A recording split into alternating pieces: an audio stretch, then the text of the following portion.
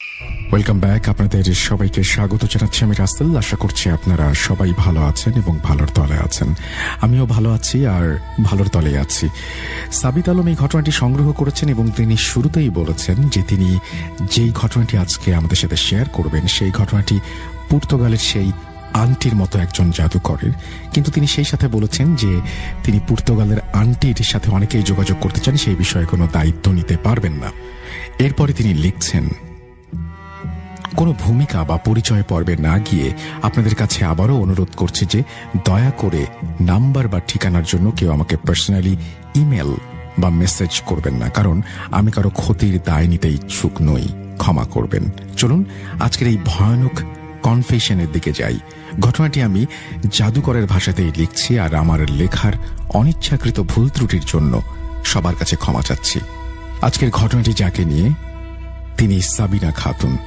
তিনি বলছেন, কেমন আছেন? আজ আমি আপনাকে যে ঘটনাটি শোনাতে যাচ্ছি সেটিকে আসলে নিছক একটি ঘটনা বলা ভুল হবে। এটি আসলে আমার জীবনের এক ভয়াবহ স্বীকারোক্তি বা কনফেশন। আজ প্রথমবারের মতো আমি আপনার এবং আপনার অগণিত শ্রোতাদের সামনে আমার জীবনের এই কালো অধ্যায়টি উন্মুক্ত করছি। আল্লাহই ভালো জানেন যে আমার শেষ পরিণতি কি হবে বা পরকালে আমার কপালে কি লেখা আছে, কিন্তু অন্তত এই ঘটনাটি সবাইকে শুনিয়ে আমার মনে হচ্ছে আমার বুকের ওপর চেপে থাকা পাথরটি হয়তো কিছুটা হালকা হবে। আমি আশা করব আপনি আমার এই ঘটনাটি আপনাদের চ্যানেলে অবশ্যই প্রচার করবেন, যেন অন্য কেউ আমার মতো ভুল না করে। ঘটনার গভীরে যাওয়ার আগে আমি একটা প্রসঙ্গে কথা বলতে চাই। আমি কিছুদিন আগে আপনার চ্যানেলেই এই ধরনের একটি ঘটনা শুনেছিলাম। সম্ভবত সেটি পর্তুগালের জাদুকরি আন্টি নামে বেশ জনপ্রিয়তা পেয়েছিল। সেই ঘটনায় ওই মহিলা নিজেই কালো জাদু বা ব্ল্যাক ম্যাজিক করতেন। আমার জীবনের ঘটনাটি কিছুটা সেরকম, তবে পার্থক্য হলো আমি জেনে বুঝে বা পরিকল্পনা করে এই অন্ধকার জগতে পা বাড়াইনি। আমার সাথে আসলে কি হয়েছিল, কিভাবে আমি এই ধ্বংসের পথে নামলাম, সেটি ঘটনা শুনলেই আপনারা বুঝতে পারবেন। সত্যি বলতে আমি এখন সেই মেয়েটিতে পরিণত হয়েছি যার সম্পর্কে আমার মহল্লার বা এলাকার মানুষজন ফিসফিস করে বলে, ওই মেয়েটির কাছ থেকে দূরে থেকো, ও জাদু জানে, ও যায়নি। কিন্তু কেউ জানে না আসলে কিভাবে এই ভয়ানক রাস্তায় আমি এলাম। আর এখন আমি যদি ফিরেও যেতে চাই, হাজার চেষ্টাও করি, হালোর পথে ফিরতে পারবো না। আমার বাসা ময়মনসিংহ থেকে কিছুটা দূরে এক মফস্বল এলাকায়। আমাদের মহল্লাটা যেমন পুরনো, আমাদের বাড়িটাও ঠিক তেমনই জরাজীর্ণ আর প্রাচীন। বাড়ির চারপাশে উঁচু উঁচু সীমানা প্রাচীর, মাঝখানে বেশ গভীর ও ছমছমে উঠোন। সেই উঠোনের ঠিক মাঝখানে দাঁড়িয়ে আছে বিশাল এক পুরনো নিম গাছ, যার ডালপালাগুলো আকাশটাকে আঁকড়ে ধরতে চায়। বাড়ির মূল গেট দিয়ে ভেতরে ঢুকতেই হাতের বাম পাশে একটা ছোট ঘর। ওটা ছিল আমার দাদির ঘর। আমরা ওটাকে দাদির ঘর বলেই ডাকতাম। যে সময়ের কথা বলছি তখন দাদি মারা গেছেন প্রায় 3 বছর হয়ে গেছে, কিন্তু তার মৃত্যুর পর থেকে ওই ঘরটা সবসময় তালাবন্ধই থাকতো। কেউ ওই ঘরে ঢুকতো না। আম্মু প্রায়ই আমাকে সতর্ক করে বলতো, সাবিনা খবরদার ওই ঘরের দিকে ভুলেও যাবে না, ওখানে গেলে তোমার ভালো লাগবে না, শরীর খারাপ করবে। কিন্তু মানুষের মন বড়ই অদ্ভুত। যে জিনিসটা থেকে মানুষকে বারবার বারণ করা হয় বা নিষেধ করা হয়, সেই জিনিসের প্রতি মানুষের আকর্ষণ বা কৌতূহল থাকে সবচেয়ে বেশি।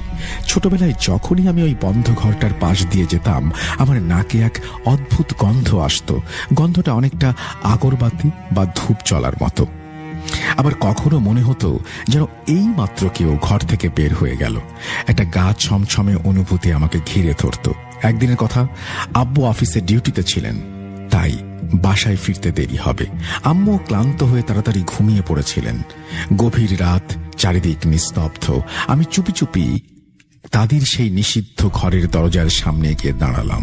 মনের ভেতর ভয় আর কৌতূহলের এক অদ্ভুত লড়াই চলছিল। আমি ভয়ে ভয়ে হাত বাড়িয়ে দরজার হাতলটা ধরলাম। অবাক কাণ্ড, দরজাটা আগে থেকে খোলা ছিল। আমি চমকে উঠলাম। এই দরজা তো সবসময় বন্ধ থাকে। কে খুলল এই দরজা? নাকি আমার মনের ভুল? কিন্তু ওই যে বললাম কৌতূহল, সেই কৌতূহল আমাকে আর থামতে দিল না। আমি আস্তে করে দরজাটা ঠেলে ভেতরে ঢুকলাম। ঘরে পা রাখতেই আমার শরীরটা কেঁপে উঠল। ঘরের ভেতরটা অস্বাভাবিক ঠান্ডা, মনে হচ্ছিল যেন কেউ এসি চালিয়ে রেখেছে, অথচ আমাদের সম্পূর্ণ বাড়িতে তখন একটা মাত্র ফ্যান চলছিল, সেটাও অন্য ঘরে। আমি দেয়ালের দিকে তাকালাম, সেখানে দাদির একটা পুরনো সাদা কালো ছবি টাঙানো ছিল। সম্ভবত ওটা তার যৌবনের ছবি। ছবিতে দাদি হাসছিলেন, কিন্তু সেই হাসির মধ্যে কেমন যেন একটা রহস্যময় বা অদ্ভুত ব্যাপার ছিল। মনে হচ্ছিল তিনি সরাসরি আমার দিকে তাকিয়ে মুচকি হাসছেন। ঘরের এক কোণে একটা পুরনো আমলের কাঠের আলমারি ছিল। আলমারিটা দেখে আমার ছোটবেলার কথা মনে পড়ে গেল।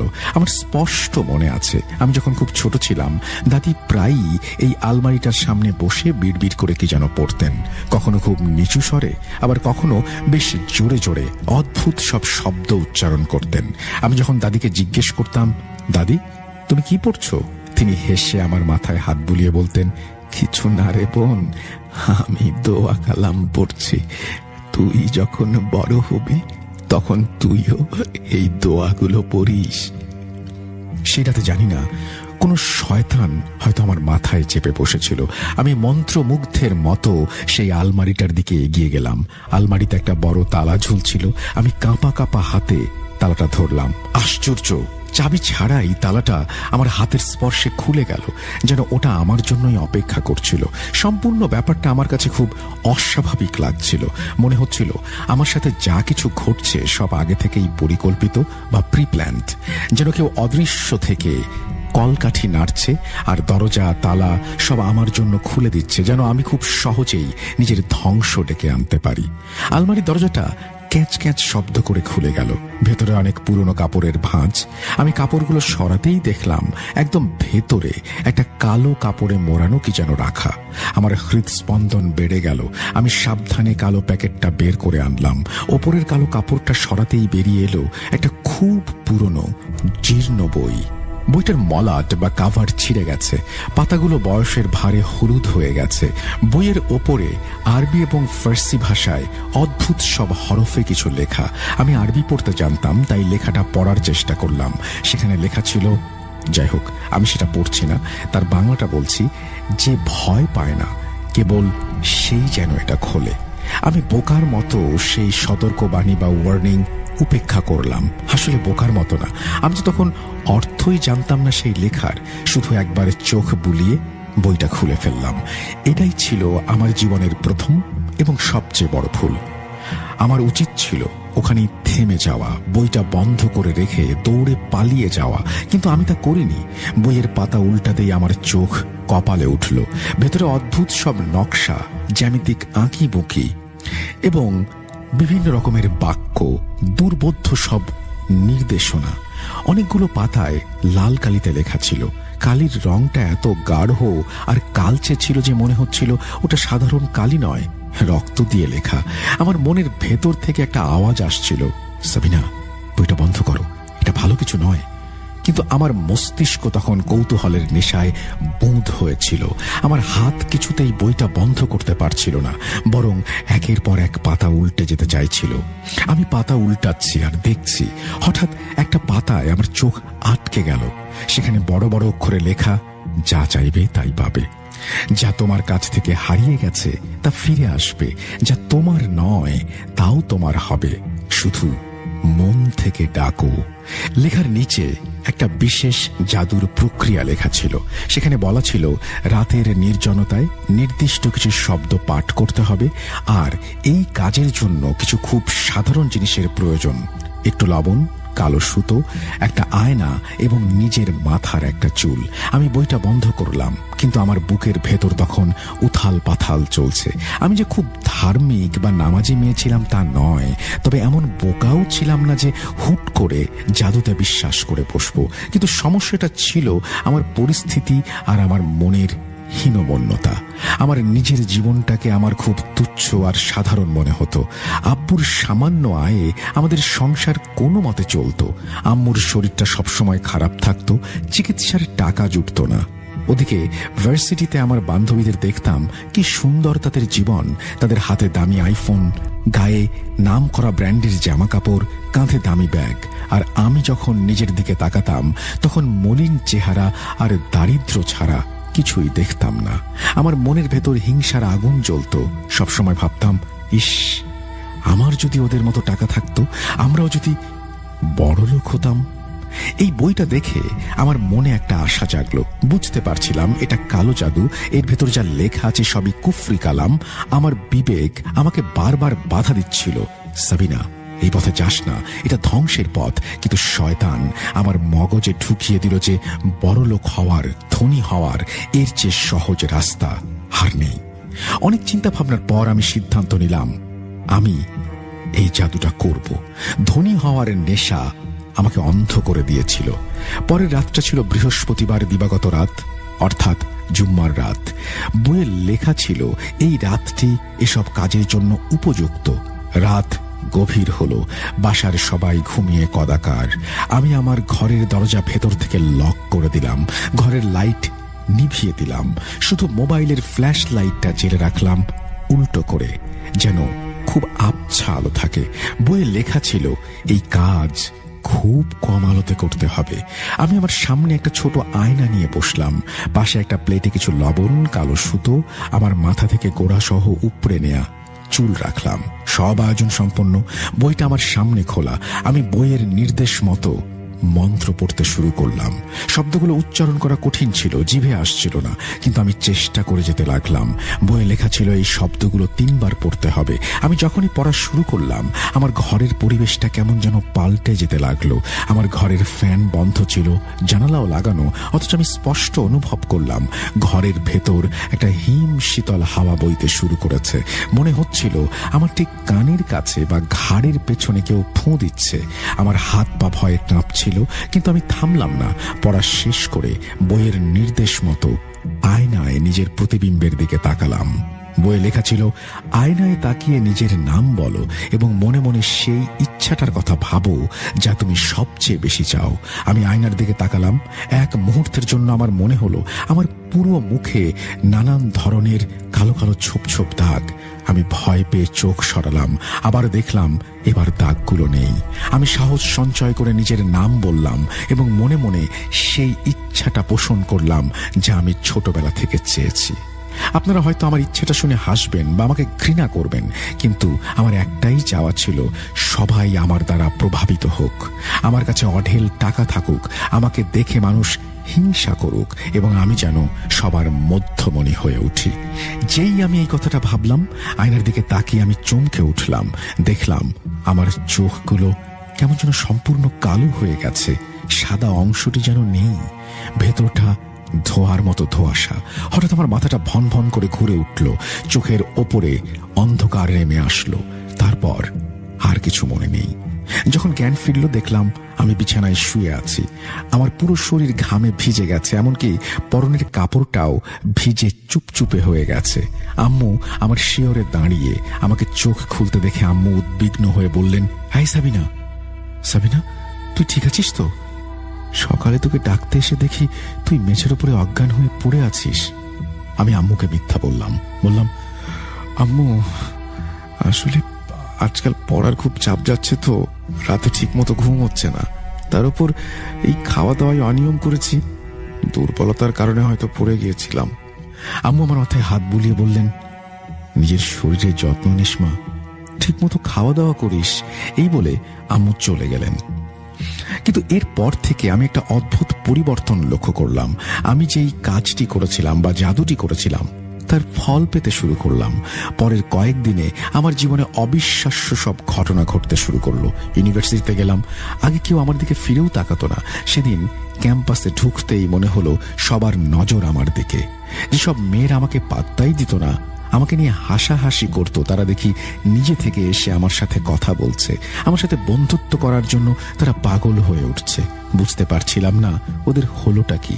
আগে যারা আমার পোশাক বা চলাফেরা নিয়ে টিটকিরি দিত, এখন তারা আমার পাশে বসার জন্য মরিয়া হয়ে উঠছে। এবং ব্যাপারটা এখানে থামলো না। যদি কোনো টিচার আমাকে ক্লাসে সামান্য বকাবকি করত, তাহলে আমার এই নতুন বান্ধবীরা আমার হয়ে টিচারের সাথে তর্ক জুড়ে দিত। লাস্ট সেমিস্টারে আমি খারাপ করেছিলাম। একদিন টিচার আমাকে ডেকে বললেন, সাবিনা, আসলে দোষটা আমারই, আমি তোমাকে ঠিকমতো গাইড করতে পারিনি। খিটখিটে একজন টিচার, তিনি এই কথা বলছেন। বাসার পরিস্থিতিও পাল্টে গেল। একদিন ইউনিভার্সিটি থেকে ফিরে দেখি আব্বু খুব খুশি। আব্বুর স্বভাব ছিল খুব গম্ভীর, আমার সাথে খুব একটা হাসি মুখে কথা বলতেন না। কিন্তু সেদিন আব্বু আমাকে কাছে ডেকে বসালেন, বললেন,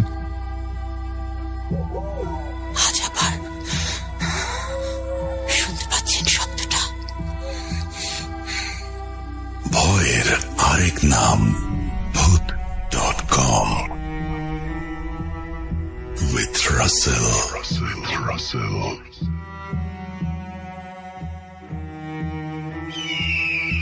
তুই যা করছিস তা ঠিক করছিস না সাবিনা, এর পরিণাম ভালো হবে না।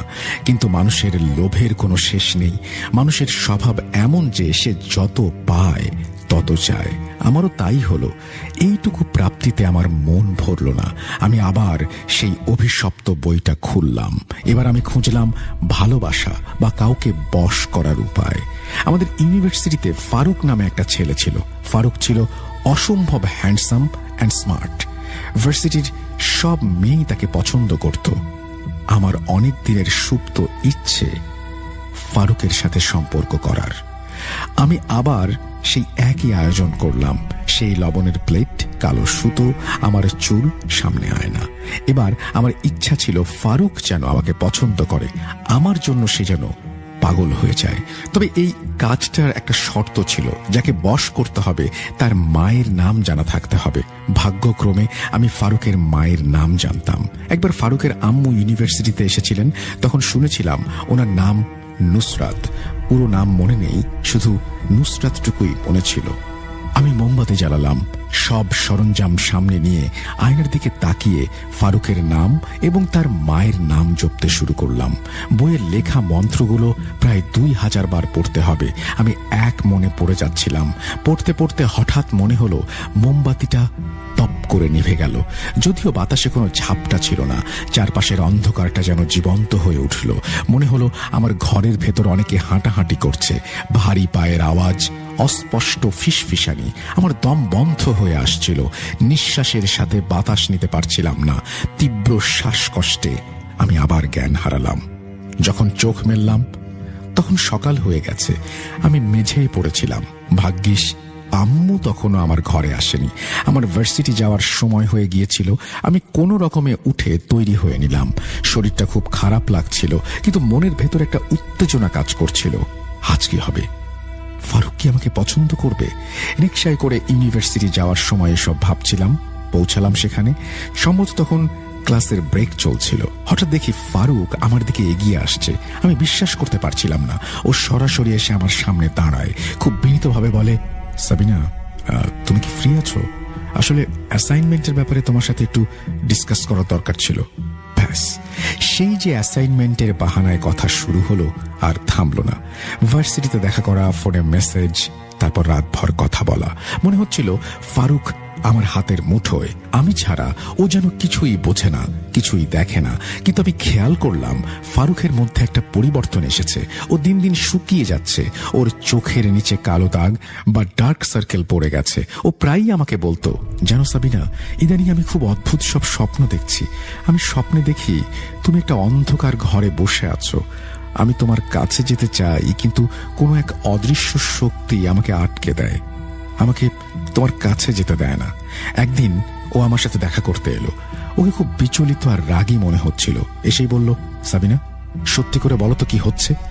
যেদিন থেকে তোমার সাথে আমার বন্ধুত্ব হয়েছে আমি এক মুহূর্তের জন্য শান্তি পাচ্ছি না। আমার সবসময় খারাপ লাগে, বুক ধড়ফড় করে। কিন্তু অদ্ভুত ব্যাপার হলো, আমি চাইলেও তোমাকে ছেড়ে থাকতে পারছি না। তোমাকে না দেখলে আমার দম বন্ধ লাগে। কি হচ্ছে সব বলো তো? ওর কথা শুনে এক মুহূর্তের জন্য আমার খুব মায়া হলো। বেচারা খুব কষ্ট পাচ্ছে, কিন্তু পরক্ষণেই আমার ভেতরে শয়তান জেগে উঠল। আমি তাকে বললাম, ধুর বোকা, আমি আবার কি করব? ভালোবাসলে এসব হয়। একজন আরেকজন থেকে দূরে থাকতে পারে না। আপনাকে সত্যি বলছি, আমার বিবেকের কাছে আমি দগ্ধ হচ্ছিলাম। একটা সুস্থ, স্বাভাবিক, নিরপরাধ ছেলেকে আমি নিজের স্বার্থের জন্য জোর করে জাদুর মাধ্যমে কাছে টেনে এনেছি। এতদিন সব ঠিকঠাক চলছিল, আমি যা যা চেয়েছিলাম, টাকা, সম্মান, ভালোবাসা সবই পাচ্ছিলাম। কিন্তু এরপর এমন একটা ঘটনা ঘটল যা আমাকে বুঝিয়ে দিল যে আমার পাপের ঘড়া পূর্ণ হয়ে গেছে, এখন হিসাব দেবার পালা। সেদিন রাতে আমি এক ভয়ানক স্বপ্নে দেখলাম সেই কালো জাদুর বইটা একটা টেবিলের উপরে রাখা, তার পাশে একটা ছায়ামূর্তি বসে আছে। অবয়বটাকে দেখে বোঝা যাচ্ছিল না সে পুরুষ নাকি নারী। সে আমার দিকে তাকিয়ে গম্ভীর গলায় বলছে, তুমি 2 বার চেয়েছো, 2 বারই তোমাকে দেয়া হয়েছে। 2 বার তুমি নিজের জন্য চেয়েছো, এবার 3য় বার চাইতে হবে, কিন্তু এই চাওয়াটা হবে আমার জন্য। আমার পাওনা আমাকে দিতে হবে। স্বপ্নের মধ্যে আমি ভয় পেয়ে বিছানা থেকে উঠে দৌড়ে পালানোর চেষ্টা করলাম, কিন্তু যেই আমি নড়তে গেলাম অমনি ছায়ামূর্তিটা খপ করে আমার হাত ধরে ফেলল। তার স্পর্শ ছিল আগুনের মতো, মনে হলো কোনো জ্বলন্ত লোহা বা কয়লা আমার হাতের তালুতে চেপে ধরা হয়েছে। তীব্র যন্ত্রণায় আমি ছটফট করে চিৎকার করে উঠলাম। সেই চিৎকারেই আমার ঘুম ভেঙে গেল। ধর্মর করে উঠে বসলাম, হাতটা তখনও জ্বলছে। আমি লাইট জ্বালিয়ে নিজের হাতের দিকে তাকালাম। ভয় আমার অন্তরাত্মা কেঁপে উঠল। আমার হাতের তালুটা টকটক করছে, যেন সত্যিই পুড়ে গেছে, ফোসকা পড়ে যাবার মতো অবস্থা। আমি তাড়াতাড়ি উঠে টুথপেস্ট লাগালাম, ব্যথানাশক ওষুধ খেলাম, কিন্তু জ্বালাপোড়া কমছিল না। হঠাৎ আমার চোখ গেল ঘরের কোণে। দেখি স্বপ্নে যেমন দেখেছিলাম ঠিক তেমনি সেই বইটা টেবিলের ওপরে রাখা। আমার স্পষ্ট মনে আছে আমি ঘুমানোর আগে বইটা লুকিয়ে রেখেছিলাম আলমারির ড্রয়ারে। তাহলে এটা টেবিলের উপরে আসলো কিভাবে? ভয় আমি দৌড়ে গিয়ে বইটা বন্ধ করে মেঝের কার্পেটের নিচে লুকিয়ে ফেললাম। কিন্তু এ কি, পেছন ফিরে তাকাতেই দেখি বইটা আবার টেবিলের ওপর। আসলে ওই বইটার প্রতি আমার এক ধরনের নেশা তৈরি হয়ে গিয়েছিল। আমার মনে হতো আমার হাতে অসীম ক্ষমতা, আমি যাকে খুশি ওপরে তুলতে পারি, আমি যাকে খুশি নিচে নামাতে পারি। অসীম ক্ষমতা আমার ভাবতে শুরু করেছিলাম, কিন্তু আমার এই অহংকার চূর্ণ হতে বেশি সময় লাগলো না। কয়েকদিন পরেই একটা খবর পেলাম যা আমার পায়ের নিচ থেকে মাটি সরিয়ে দিল। আমার এক বান্ধবী আমাকে জানালো যে ফারুক নাকি অন্য একটি মেয়ের সাথে সম্পর্ক করেছে। বান্ধবী বলল সে নিজের চোখে ফারুককে ওই মেয়েটির সাথে একটা রেস্টুরেন্টে দেখেছে, এবং এই কথা শুনে আমার মাথায় রক্ত উঠে গেল। আমি ভেতর থেকে ভেঙে চুরমার হয়ে গেলাম। আমার এত কষ্ট, এত সাধনা সব বৃথা। ফারুক আমাকে ঠকালো। আমার এত রাগ হচ্ছিল যে মনে হচ্ছিল ফারুককে সামনে পেলে আমি গুলি করে মেরে ফেলবো। আমি পাগলের মতো বাড়ি ফিরে এলাম, সেই অভিশপ্ত বইটা বের করলাম। এবার আমি এমন একটা কিছু খুঁজে বের করতে চাইলাম যা দিয়ে কাউকে বান মারা যায় বা মেরে ফেলা যায়। খুঁজতে খুঁজতে পেয়েও গেলাম। বইয়ের একটা পাতায় মৃত্যুবান বা মারণ উচাটন মন্ত্র লেখা। সেখানে ছিল, যাকে মারতে চাও তার ব্যবহৃত কোনো জিনিস বা কাপড় তোমার কাছে থাকতে হবে। আমি ভাবলাম ফারুকের কি আছে আমার কাছে। মনে পড়ল একদিন খুব রোদ ছিল, ফারুক তার মাথার ক্যাপটা খুলে আমাকে পরিয়ে দিয়েছিল। পরে আমি আর সেটা ফেরত দেইনি। ওই ক্যাপটা এখনো আমার আলমারিতে আছে। আমি দৌড়ে গিয়ে ক্যাপটা বের করলাম। বইয়ে পরবর্তী নির্দেশ ছিল নিজের আঙুল কেটে রক্ত বের করতে হবে এবং একটা ছোট বাটিতে সেই রক্ত জমা করতে হবে। তারপর কিছু মন্ত্র পড়ে সেই রক্তে ফুঁ দিতে হবে। এর পরের ধাপটা ছিল আরো কঠিন। আমাকে মাঝরাতে কবরস্থানে যেতে হবে এবং এমন একটি কবর খুঁজে বের করতে হবে যেখানে খুব সম্প্রতি লাশ দাফন করা হয়েছে। সেই তাজা কবরের মাটি নিয়ে আসতে হবে। রাত তখন 11টা। আমি একটা বোরকা পরে চুপিসারে বাড়ি থেকে বের হয়ে গেলাম। শীতের রাত, কুয়াশায় ঢাকা চারিদিক। কবরস্থানে পৌঁছে দেখি শুনশান নীরবতা, শুধু বাতাসের শোঁ শোঁ শব্দ। আমার গা ছমছম করছিল। হঠাৎ এক জায়গা থেকে আগরবাতি আর গোলাপ জলের তীব্র গন্ধ পেলাম। এগিয়ে গিয়ে দেখি একটা কবর, মাটি এখনো ভেজা। বুঝলাম কবরটা আজকের। আমি দ্রুত হাত দিয়ে এক মুঠো মাটি তুলে নিলাম। আমার হাত কাঁপছিল, মনে হচ্ছিল কবর থেকে কেউ হাত বাড়িয়ে আমাকে ধরে ফেলবে। আমি মাটি নিয়ে এক দৌড়ে কবরস্থান থেকে বেরিয়ে এলাম। বিশ্বাস করুন, তখন আমার মাথায় ফারুককে মেরে ফেলার জেদ এতটাই প্রবল ছিল যে ভয় ডর সব উধাও হয়ে গিয়েছিল। দৌড়ানোর সময় মনে হচ্ছিল আমার সাথে সাথে অন্য কেউ দৌড়াচ্ছে, কেউ একজন আমার ওপর নজর রাখছে। বাসায় ফিরে নিজের ঘরের দরজা বন্ধ করলাম। সেই কবরের মাটি, আমার আঙুল কাটা রক্ত একসাথে মেশালাম। তারপর আটা গুলিয়ে তার সাথে সেই রক্ত মাখা মাটি মিশিয়ে একটা মণ্ড বা পুতুল তৈরি করলাম। বইয়ে লেখা ছিল, এই কাজটা 3 দিনের। প্রথম দিনের কাজ শেষ। এই মণ্ডটা ফারুকের ছবির ওপর লেপে দিতে হবে। আমার কাছে ফারুকের অনেক ছবি ছিল। প্রিন্টার দিয়ে একটা ছবি বের করলাম এবং সেই ছবির ওপরেই এই মণ্ডটা মাখিয়ে দিলাম। দ্বিতীয় দিনের কাজটি ছিল অত্যন্ত জঘন্য। আমি বিস্তারিত বলতে পারবো না, কারণ আপনারা অনেকেই হয়তো এটা পছন্দ করবেন না। আমি খবর পাচ্ছিলাম ফারুক আমার ফোন ধরছে না, মেসেজের রিপ্লাই দিচ্ছে না। আমার বান্ধবী নিশ্চিত করেছে যে ওই নতুন মেয়েটির সাথেই তার এখন ঘনিষ্ঠতা। এই অবহেলা আমি আর সহ্য করতে পারছিলাম না। দ্বিতীয় রাত পার হলো, এবার তৃতীয় রাত এবং শেষ রাত। এই কাজটা ছিল সবচেয়ে ঘৃণ্য। বইয়ে লেখা ছিল যে আমাকে আরো জঘন্য কোনো একটা কিছু করতে হবে। আমি সেটাও করেছিলাম। আপনারাই ভাবুন, আল্লাহ ছাড়া কারো কাছে সাহায্য চাওয়া শিরক, আর শিরিকের কোনো ক্ষমা নেই। কিন্তু আমি যখন অন্ধ কুঁয়োয় পড়ে গেছি, পাপ পুণ্যের বোধ আমার লোপ পেয়েছে। আমি শুধু ক্ষমতা আর প্রতিশোধ চাই। আমি মন্ত্রগুলো পড়েছিলাম এবং মন্ত্রগুলো ছিল শয়তানের নামে। আমি তার কাছেই সাহায্য চেয়েছিলাম। যে এলাকায় আমি থাকি সেখানে গলিতে প্রায়ই ম্যানহোল উপচে নোংরা পানি জমে থাকে, তাই ওই পচা পানির ব্যবস্থা করা আমার জন্য কঠিন ছিল না। আমি সেই দুর্গন্ধযুক্ত পানি দিয়ে গোসল করেছিলাম। কি উৎকট গন্ধ! আমার নিজেরই বমি আসছিল। আমার কাজ শেষ, এখন শুধু অপেক্ষা। মনের মধ্যে এক ধরনের পৈশাচিক আনন্দ আর ভয় কাজ করছিল। কি হবে এখন? ফারুক কি সত্যিই মরে যাবে? আমি ফারুককে কল করলাম, রিং হচ্ছে, কল ধরছে না। ও তো আগে থেকে আমার ফোন ধরছিল না, তাই বুঝতে পারছিলাম না ও কি বেঁচে আছে নাকি শেষ হয়ে গেছে। তবে আমার বিশ্বাস ছিল আমার জাদু বিফলে যাবে না। সেই রাতটা আমি ঘুমোতে পারিনি। একে তো শরীরে সেই জঘন্য গন্ধ, তার উপর মানসিক উত্তেজনা। মনে হচ্ছিল কেউ আমাকে বারবার ধাক্কা দিয়ে জাগিয়ে দিচ্ছে। ঘরের কোণ থেকে ফিসফিস শব্দ শোনা যাচ্ছিল। ভোরের দিকে ক্লান্ত হয়ে একটু চোখটা লেগে এসেছিল। সকালে ঘুম ভাঙলো অনেক দেরিতে। ইউনিভার্সিটির সময় পার হয়ে গেছে। আমি দ্রুত উঠে ভালো করে গোসল করে অনেকগুলো পারফিউম মেখে গন্ধ দূর করার চেষ্টা করলাম। তারপর বই খাতা নিয়ে দৌড় দিলাম ইউনিভার্সিটির দিকে। বাস পেলাম না, তাই রিক্সা নিলাম। সারা পথ বুক ধরফর করছিল। ফারুক কি আজকে আসবে নাকি ওর লাশ পাওয়া যাবে? ভার্সিটি পৌঁছতে পৌঁছতে দুপুর হয়ে গেল। ক্লাসে ঢুকে দেখি ফারুক নেই। আমার এক ক্লাসমেট দৌড়ে এসে আমাকে বলল, সাবিনা শুনেছিস, ফারুক অ্যাক্সিডেন্ট করেছে, স্পট ডেড, ঘটনাস্থলেই মারা গেছে। খবরটা শোনার সাথে সাথে মনে হলো আমার বুকের ভেতর বাজ পড়ল। আমি তো এটাই চেয়েছিলাম, তাই না? আমি তোকে মারার জন্য 3 রাত ধরে এই জঘন্য কাজ করেছি, কিন্তু ওর মৃত্যুর খবরটা শুনে আমি সহ্য করতে পারলাম না। আমার মাথা ঘুরে গেল।